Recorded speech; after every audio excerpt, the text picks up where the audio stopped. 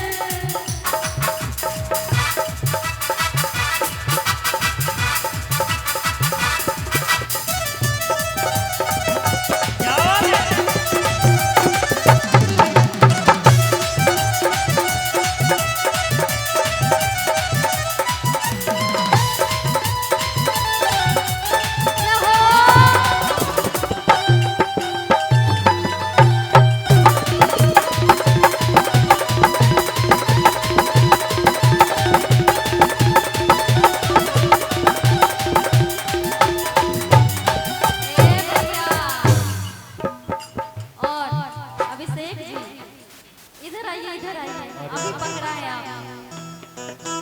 हमको तो लग रहा है सब आगे वाले जबरदस्ती में और पीछे वाला मस्ती में है। बताइए उल्टा हो रहा है। पहले रहते थे पीछे वाला मस्ती जबरदस्ती में और आगे वाला मस्ती में। आप लोग जबरदस्ती में है क्या जी? एक नहीं ना, अरे नहीं ना है, हमको तो लग रहा है जबरदस्ती में है आप लोग। और इधर से आप लोग जबरदस्ती में है क्या? नहीं ना, उठा लेंगे दोनों हाथों को और कहेंगे क्या मस्त के रंग मस्ताने हो गए, मस्त के रंग